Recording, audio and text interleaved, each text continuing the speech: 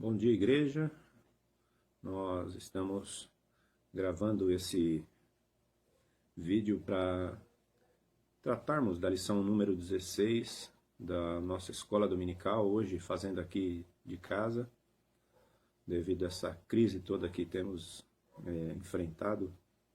Acredito ser o melhor lugar para nós estarmos dentro de casa, isolados, longe de qualquer tipo de possibilidade de contaminação, né? Eu espero que você aí na tua casa esteja bem, se cuide, proteja-se e evite qualquer possibilidade de se pôr em risco, né? Para aqueles que infelizmente estão passando por essa situação, a nossa oração sempre, temos orado, temos clamado a Deus e pedido para que Ele entre com providência nas vidas das pessoas que estão possivelmente estejam doentes e que o Senhor reserve tempos melhores para nós, né? A nossa lição de hoje nós vamos tratar a respeito da parceria cristã no meio da corrupção, né? Coisa que nós vemos mais nos dias de hoje, né? A corrupção ela tem se tornado algo assim generalizado, é como se fosse uma doença que estivesse já entranhada no corpo. E a nossa sociedade ela tem passado por essa situação já e vemos que parece que quando enxergamos as coisas lá na frente não enxergamos nenhum tipo de saída para isso, né? Mas Paulo ele ensina algumas lições muito práticas, muito valiosas para que toda a igreja consiga ter uma evolução no combate à corrupção, no combate à vida social desleixada, ao pecado. E para isso vai ser importante que toda a sua família, você, estejam engajados nesse mesmo trabalho. Mas a minha família não é cristã, mas você é. Então acredito que Deus ele vai mover o teu coração para que a tua família seja alcançada também. Então é o intuito da nossa lição hoje, a lição de número 16, se você tem a revistinha, acompanha aí.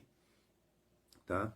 Vai ser uma grande bênção nós compartilharmos a palavra de Deus aqui juntos e assim aprendemos um pouco mais do Senhor, né?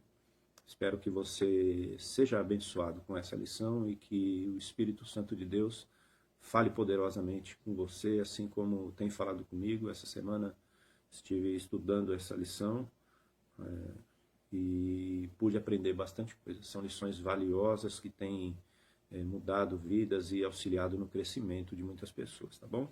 O nosso texto base será Tito capítulo 1, versículos de 1 a 14. Eu vou fazer essa leitura e para que você entenda realmente o que acontece lá na cidade de Creta, onde Tito estava, né? Tito, orientado pelo apóstolo Paulo, que recebe a visão a respeito do alvo que deveria acertar, e aí ele envia esse homem chamado Tito, um cidadão muito comprometido com a palavra de Deus, cheio do Espírito Santo, um homem de Deus valoroso, e ele é enviado por Paulo ali para poder tratar na vida daquela cidade. Uma cidade extremamente corrompida. Quando falamos em corrupção, a gente olha para a vida da cidade de Creta e para os cidadãos que estavam ali, e a gente imagina quase que uma metrópole cheia de pecados, cheia de situações bem parecidas com as nossas, e talvez, pelo que alguns profetas da época declaram, uma cidade talvez até um pouco pior, né? Chamado de selvagens, né? Então, imaginem, né? O que seria, como que a gente enxerga essa cidade. Então, vamos fazer a leitura e a gente ora em seguida, tá ok? Paulo, servo de Deus e apóstolo de Jesus Cristo, para promover a fé que é dos eleitos de Deus e o pleno conhecimento da verdade, segundo a piedade. Na esperança da vida eterna que o Deus que não pode mentir prometeu antes dos tempos eternos e em tempos devidos manifestou a sua palavra mediante a graça que me foi confiada por mandato de Deus, nosso Salvador. A Tito, verdadeiro filho, segundo a fé, comum, graça e paz da parte de Deus e de Cristo Jesus, nosso Salvador.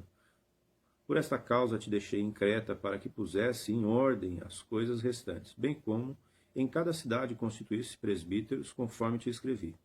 Alguém que seja irrepreensível, marido de uma só mulher, que tenha filhos crentes e não são acusados de dissolução, nem são insubordinados, porque é indispensável que o bispo seja repreensível como dispenseiro de Deus, não arrogante, não irascível, não dado ao vinho, nem violento, não cobiçoso de torpe ganância.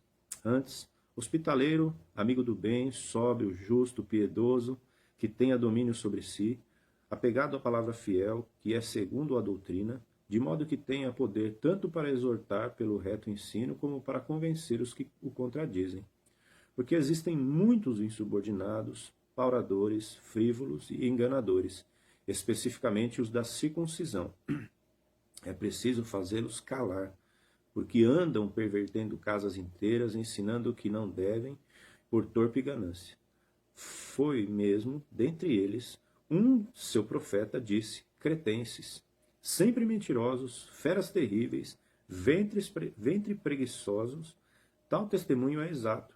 Portanto, repreende-os severamente para que sejam sadios na fé, e não se ocupem com fábulas judaicas, nem com mandamentos de homens desviados da verdade. Vamos orar? Pai, te pedimos, ó Deus, nesse momento, a tua graça, misericórdia e amor sobre as nossas vidas, e clamamos ao Senhor, que restaura, ó Deus, a nossa sociedade, restaura, ó Deus, a vida comum das pessoas, a saúde. Ó Deus, cuida de cada um de nós, livra-nos, ó Deus, acampa os teus anjos ao nosso redor, tenha misericórdia das nossas vidas, ó Deus. Te pedimos em especial aos nossos amados irmãos que encontram-se hospitalizados, enfermos, Deus, que o Senhor, de uma forma poderosa, possa também, ó Deus, estar ali, cuidando e socorrendo nesse momento de grande angústia. Pai, nós aqui estamos, ó Deus, ansiosos, pensando no dia em que iremos nos encontrar e nos abraçar, ó Deus, matar a saudade. Por isso, ó Pai, que esse momento de aprendizado que nós temos agora, presos dentro de nossas casas, Deus, possa ser algo valioso para nós. Pensamos, ó Deus, como será o dia em que estivermos juntos novamente. Deus, que assim seja, o nosso coração esteja ardendo nesse sentido. Que a Tua palavra nessa manhã, ó Deus, ache um lugar especial nos nossos corações, transformando as nossas vidas, as nossas famílias e a nossa sociedade. É no nome de Jesus Cristo que oramos agradecidos. Amém. O que nós estamos vendo aqui? Qual é a cena que a gente encontra aqui na carta que Paulo escreve a Tito? O povo cretense estava vivendo de uma forma desordenada. Paulo escreve aqui que eles eram principalmente os da circuncisão. Então eram irmãos judeus que estavam pervertendo a fé cristã, pervertendo uma cidade, pervertendo todo o ensinamento cristão que foi passado a eles. E Paulo, ele recebe essa visão, esse alvo de Creta como uma visão. Como nós estudamos algumas lições atrás, nós vimos que é importante a visão, né? Nós vimos o líder, quando ele tem a visão correta, ele encaminha os seus liderados nessa mesma visão. Então, Paulo, ele tinha a visão, tinha o alvo, que era Creta, e ele sabia o trabalho. Então ele começa agora a entender o que se passa ali, e passa essa mesma visão e o alvo para Tito, que será o seu correspondente ali na cidade de Creta. Na introdução aqui da nossa lição tem um texto bem interessante que eu quero ler para você. Ele diz assim, ó: havia um importante trabalho a ser feito, e todo mundo tinha certeza de que alguém o faria. Qualquer um poderia tê-lo feito, mas ninguém o fez. Alguém se zangou porque era o trabalho de todo mundo, e todo mundo pensou que qualquer um poderia fazê-lo. Mas ninguém imaginou que todo mundo deixasse de fazê-lo. Ao final, todo mundo culpou alguém quando ninguém fez o que qualquer um poderia ter feito. Isso é algo que soa, parece conhecido esse tipo de ação, né, nos nossos dias. Tem um trabalho, todo mundo pode fazer, mas ninguém faz, aí qualquer um poderia ter feito. Isso parece muito confuso, mas é o que acontece nos nossos dias.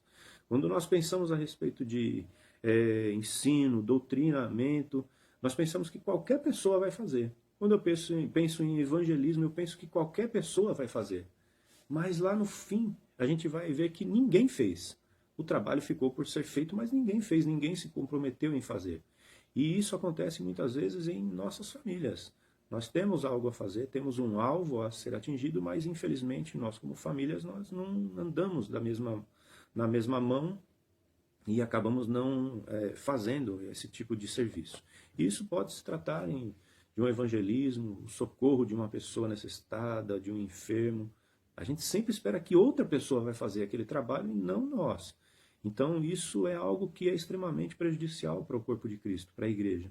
Se há um trabalho a ser feito, nós temos que fazer. Esse socorro tem que ser prestado. Então, sempre que você pensar a respeito de trabalho cristão, pense que o alvo que deve ser atingido, ele é um alvo seu também, não é de outra pessoa. Então, se assim nós começarmos a entender a vida cristã, nós vamos tomar para nós a responsabilidade daquele trabalho. E isso foi o que aconteceu com esse povo aqui.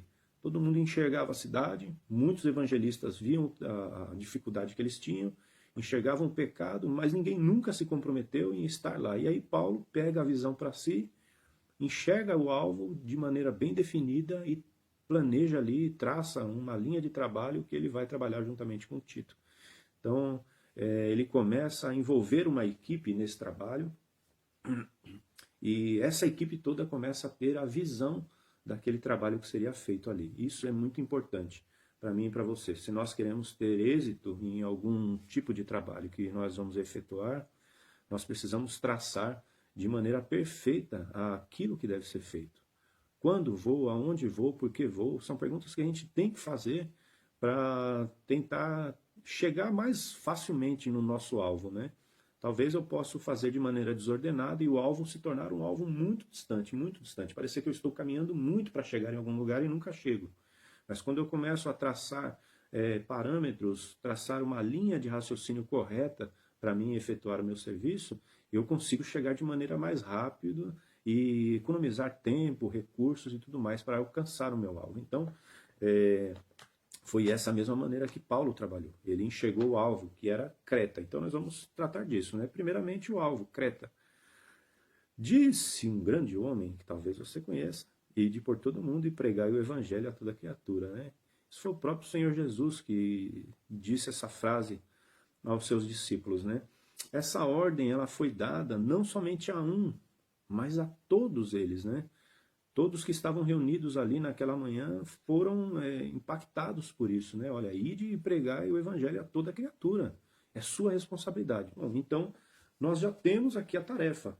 Nós sabemos qual é a tarefa. A tarefa é pregar o evangelho a toda criatura.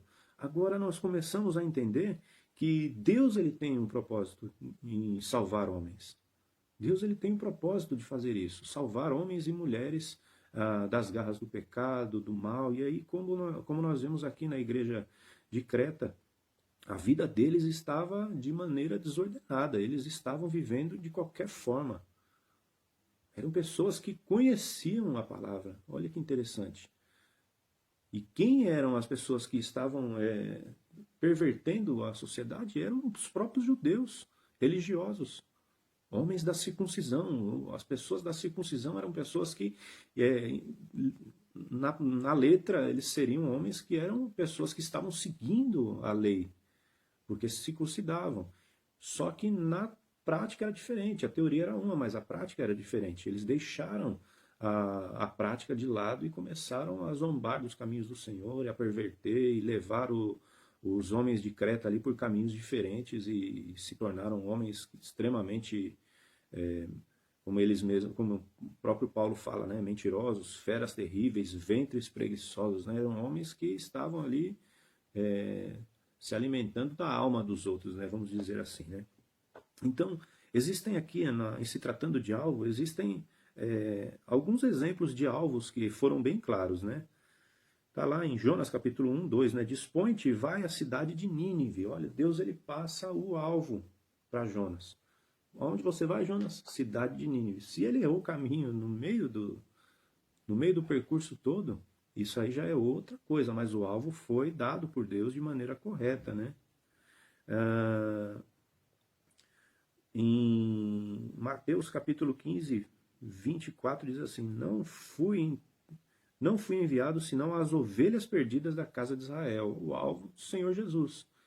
Ele foi enviado às ovelhas perdidas da casa de Israel. Então, é que ele tinha um alvo também. Porém, no meio desse alvo, como João, capítulo 1, nós lemos lá, né, que ele veio para os que eram seus, mas os seus não o receberam. Mas todos quantos o receberam, deu-lhes o poder de serem chamados filhos de Deus, a saber, os que creram no seu nome. Então, todo aquele que creu em Jesus Cristo, ele passa a se tornar alvo do amor de Deus também, né? E em Atos, capítulo 13, 47, diz assim: eu te constituí para a luz dos gentios. O apóstolo Paulo recebeu o alvo. Então, todos esses exemplos que nós vemos aqui são homens que tinham um alvo correto. Eles tinham um alvo. E eles trabalharam em cima desse alvo para alcançarem aquela meta que eles tinham, né? Então, o que nós precisamos entender aqui? Primeiro é estabelecer um alvo específico, né? A gente tem que estabelecer um alvo específico. Ele pode ser quem? Pode ser um vizinho, pode ser um amigo de trabalho, pode ser um colega da faculdade, da escola, um familiar, pode ser qualquer tipo de pessoa. Você tem que estabelecer um alvo para quê? Para que você consiga alcançar essa pessoa através do amor de Jesus Cristo, né? E você tem que ser como Felipe foi, né? Felipe recebeu a visão ali de Deus, quando o Espírito de Deus diz assim, ó, dispõe-te, aproxima-te e acompanha-o. Né? Quando o eunuco estava lendo ali na sua carruagem, Deus desperta no coração de Felipe o desejo de ir ali, olha, vai e acompanha ele e fala com ele, né? Aproxima-se dele ali, acompanha ele e ensina os caminhos do Senhor para ele. E esse era o alvo de Felipe, né? Paulo, ele faz isso muito bem quando ele, lá em 1 Coríntios capítulo 9, 22, ele fala, fiz-me de fraco para com os fracos, a fim de ganhar os fracos. Fiz-me tudo para com todos, a fim de, por todos os modos, salvar alguns. Então, Paulo, ele tinha esse alvo bem delimitado, ele sabia aquilo que ele deveria fazer, e ele fazia da melhor maneira possível. Então, isso é você ter um alvo bem determinado. Segundo, investir em um objetivo claro envolvendo toda a família, né? Toda a família deve ser orientada sobre esse alvo escolhido. Então, isso pode ser tanto na família quanto na igreja, né? Se há algum alvo a ser atingido, todos devem ser comunicados daquilo que vai ser feito.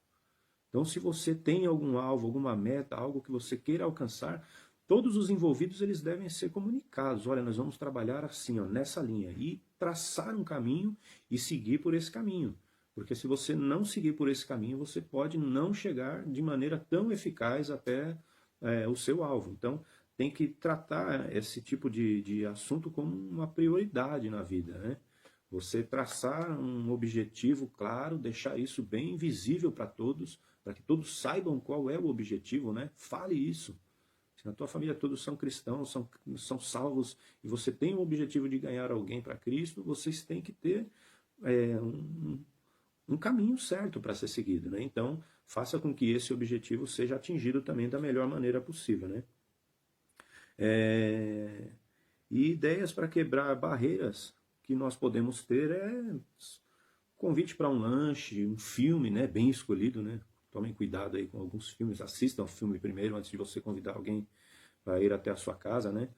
Então, se você quer impactar a vida de alguém, aí mostre o que mais vai transformar as vidas das pessoas, é eles verem que a nossa vida foi transformada. Esse é o maior testemunho que há.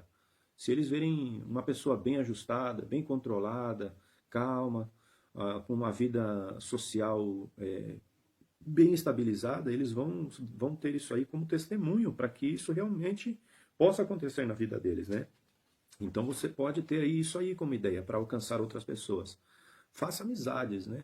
Faça amizades. Você precisa ter o máximo de contato possível com pessoas. Mas lembrando que, tomem cuidado, né?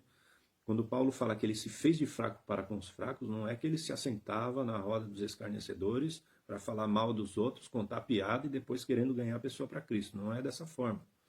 Não é porque eu vou ganhar um usuário de droga que eu tenho que sentar na roda com ele e usar a droga também. Então eu tenho que pensar bem nisso. Eu tenho que parecer ser igual a ele, mas eu não tenho que ser igual a ele. Difícil, né? Então, assim, eu tenho que ter uma atitude diferente da dele, mas eu tenho que se mostrar próximo dele para que ele confie em mim e aí eu consiga criar um vínculo e ganhá-lo para Cristo, né? e nunca se esquecendo que o objetivo de tudo isso é fazer com que a pessoa conheça o Evangelho, com que a pessoa entregue a sua vida ao Senhor Jesus. Esse é o objetivo, o alvo é esse. Então, se a gente começa a trabalhar nesse sentido, nós vamos começar a enxergar que o alvo que foi dado por Deus, e de fazer discípulos de todas as nações, e de pregar o Evangelho a toda criatura, já é um alvo já pré-determinado. O Senhor já nos deu ele. Agora nós temos que tratar qual é o meio que eu vou alcançar isso, né? Então, alguns exemplos de equipes, né, familiares que foram comprometidas na Bíblia. Está lá Priscila e Áquila, que nós já estudamos, que eram companheiros de Paulo, né? Lá em Éfeso, eles viajaram com Paulo, viveram com Paulo, trabalharam com Paulo, ganharam pessoas para Cristo, ensinaram do amor de Deus. Então, isso é um casal que estavam envolvido, né, na visão e tinham esse alvo bem determinado também. Está lá também outro cidadão aí, o diácono Felipe. No capítulo 6 de Atos, mostra a escolha dos diáconos, né? Entre eles estava Estevão, Felipe e outros, Barnabé. E aqui em Atos capítulo 6, versículo 5, mostra apenas quem era, quem foi escolhido. Só que lá em Atos capítulo 21, de 8 a 9, mostra que esses homens eles foram até a casa de Felipe, e quando chegaram lá, eles conheceram as suas filhas, que eram donzelas, a Bíblia diz, que profetizavam. Então veja, toda a família estava envolvida na palavra de Deus. Toda a família estava comprometida em viver a vontade de Deus, né? Não somente o diácono, mas também as suas filhas estavam assim. Então, você vê que o alvo do pai ali, no caso, também passou para as filhas, né? A minha meta é essa, e as filhas tinham essa mesma meta também, de fazer a vontade de Deus, né? E expressões como tu e toda a tua casa, né? Quando Paulo prega ali para o guarda lá na prisão. Então veja que é a vontade de Deus que isso aconteça, que toda a família, que toda a igreja esteja envolvida, né? Mas a gente não pode pensar assim de maneira tão abrangente, né? Então tá bom, vamos sair e vamos evangelizar o mundo. Não, evangelizar o mundo parece ser uma coisa muito grande, muito difícil. A gente tem que estabelecer aí alguns limites, algumas regras, algumas coisas que podem nos ajudar, né? Eu não posso evangelizar o mundo, mas eu posso evangelizar quem? São as pessoas que estão no meu convívio social diário, né? Então isso é importante que você tenha bem firmado na tua mente essa ideia de que ir e fazer discípulos, ela é pessoal, não é algo que você vai lá e vai ganhar 1 milhão de pessoas de uma vez. Não, você vai ganhar um. É 1 a 1 você vai ganhar isso. Se você tiver essa visão bem aguçada e passar isso para toda a igreja, para toda a sua família, você vai ver que esse trabalho vai parecer que ele não é tão pesado. Por quê? Porque ele é desenvolvido em conjunto e parceria com outras pessoas, mesmo em meio a uma sociedade tão terrível que nós temos vivido, né? Com grandes crises, com grandes dificuldades, sejam elas de saúde, sejam elas financeiras, nós temos passado por isso também nos nossos dias. Então, trace um plano, crie metas, crie objetivos e alcance isso. E trabalhe para que sejam alcançadas, né? Não jogue ao vento as suas metas. Trace ela de forma bem coerente, bem coesa, para que você possa instruir outras pessoas e atingir o alvo de maneira mais fácil, né? Eficiente e eficaz, com menor tempo e gastando menos recursos para que você possa alcançar, né? E o resultado de tudo isso? Qual que é o resultado, né? O que Deus espera das famílias, das igrejas envolvidas nisso tudo aqui, no alvo? O que se pode esperar? Imagine você, de uma sociedade onde todas as famílias sejam famílias bem ajustadas, sejam famílias educadas, sejam famílias comprometidas com a ordem, com a decência. Imaginou uma sociedade assim, uma cidade dessa maneira? Seria uma grande bênção, né? Nós teríamos aí a política bem ajustada, a economia bem ajustada. Só que para que isso aconteça, eu não tenho que esperar que o Senado, ou que o presidente, ou que o governador tome ações. Porque o que vai mudar a vida do outro é o testemunho da minha vida. Então, se você tem a sua vida bem ajustada, você vai poder dizer para outras pessoas, olha, faça isso. E a pessoa vai olhar na sua vida e falar, é mesmo. Ele fala assim, mas a vida dele mostra que realmente ele é bem ajustado. Então, isso é um testemunho. Aí leva as pessoas a querer saber por que você é bem ajustado. E é a hora de você se lembrar da finalidade, né? Qual é o alvo que o Senhor Jesus deixou? e de pregar o evangelho a toda criatura, né? A nossa meta é fazer com que pessoas cheguem ao conhecimento do Senhor, né? E para a gente finalizar aqui, nós entendemos agora por que Atos capítulo 2, 47 está dito aquilo, né? Enquanto isso, acrescentava-lhes o Senhor dia a dia os que iam sendo salvos. Por quê? Porque as famílias estavam pensando de uma mesma forma. As famílias estavam vivendo de uma mesma forma. As famílias estavam se ajustando de uma mesma forma. E aí o que acontecia?